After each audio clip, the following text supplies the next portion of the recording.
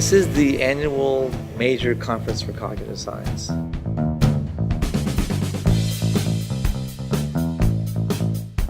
It's my first time in Berlin. It's a really interesting city.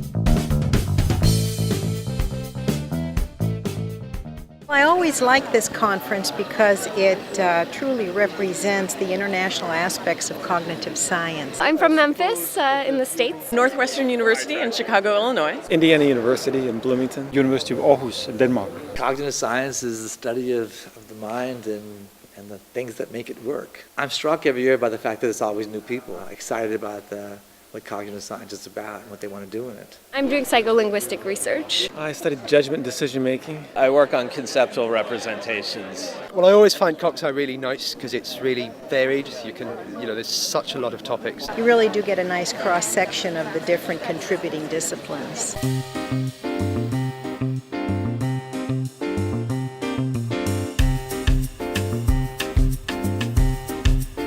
I do research on the origins of cognition, so I look at babies and brain development, and the presentations that I'm doing are on the origins of analogy and what kids know about substances. So we know they know a lot about objects, but what do they know about liquids and sand and things like that?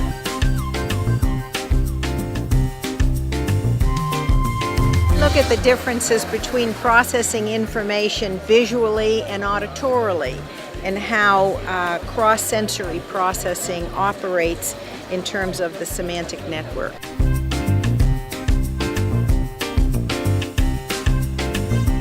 A new theory we're developing called quantum cognition. And I'm especially interested in what you might call why people make irrational decisions that seem kind of puzzling from a classic or rational or logical point of view. And maybe when you look at this behavior from the quantum perspective, it doesn't seem so irrational anymore.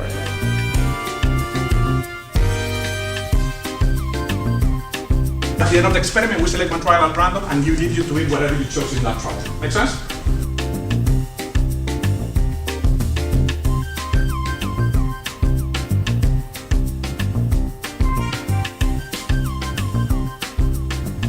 Many cognitive scientists are interested in a distinction between big picture thinking and small detailed thinking. And we found, like many other people find, that most people are better at the big picture auditory task, except in our case, people who've never taken music lessons were the opposite, and they did better at the individual sound discrimination.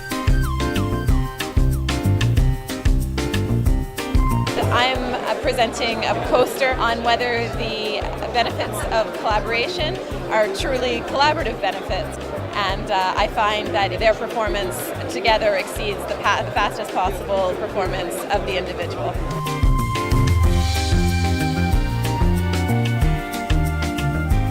The paper that's being presented here shows that the time that people take to find things on a computer screen, a visual search task, they get better as time goes along. We all know that.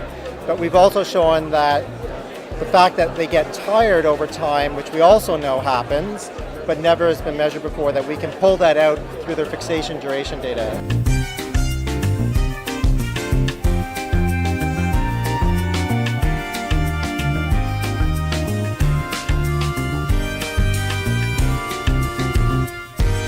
I've come to this conference for the last 14 years, having the great privilege and pleasure to award the Rumelhart Prize in Cognitive Science, which we've created to honor my thesis advisor, David Rumelhart, who was one of the pioneering figures of cognitive science. The first toast is to David Rumelhart. Second toast to Linda Smith, the 13th recipient of the Rumelhart Prize.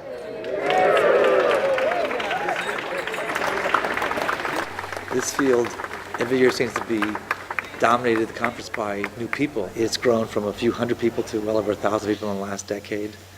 I think that's, again, a really good sign that this field is becoming more vital and more interesting to a lot of people. We're certainly making great strides in smart devices.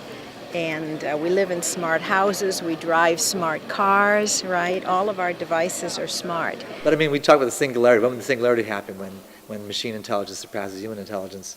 And that's well within that window, according to the most prognosticators. But there still will be cognitive science to be done